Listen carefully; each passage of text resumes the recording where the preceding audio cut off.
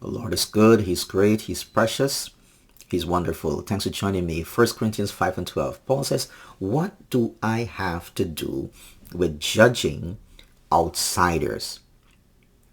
Is it not those inside the church whom you are to judge? So, coming to the subject of judging people, God expects us to judge. There is this erroneous teaching and concept flying around the world. You should not judge people. Jesus said, judge not for you to be judged. But Jesus was referring to hypocritical judgment. Someone who's in sin, doing something wrong, and yet you're judging people. You've got a big log in your eye, and you're trying to judge this and see the speck in the other person's eye. You've got a bigger problem. And he talks a lot about judgment here in 1 Corinthians. He says, what have I, Paul, to do with judging outsiders, people in the world? We do not have to judge people in the world. That's not our problem. They're going to be judged by God. That doesn't mean to say we're not calling out sin and preaching against sin. He said, but when it comes to the church, he says, I have to judge people in the church. In the sense of calling out sin, dealing with sin, and if a brother or sister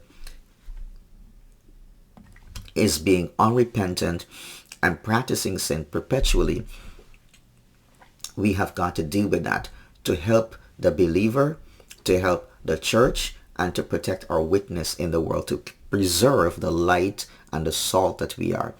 What have I to do with judging outsiders? I've got to deal with what's going on in the house of God. And he says, God judges those outside. God is judge for everyone. He's going to judge them. And he says, our job in the church, he's telling the believers, purge the evil person from among you. Purge the evil person from among you. This is reminding us that we've got to deal with sin. We've got to deal with personal sin. Just Jesus said, if your eye causes you to sin, pluck it out.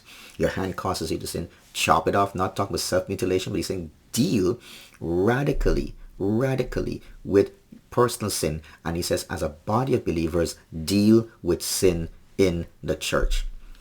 Many churches are weak and becoming weaker because we tolerate sin in the church. So we've got to show grace and love people, but on the other hand, we've also got to deal with sin in the church.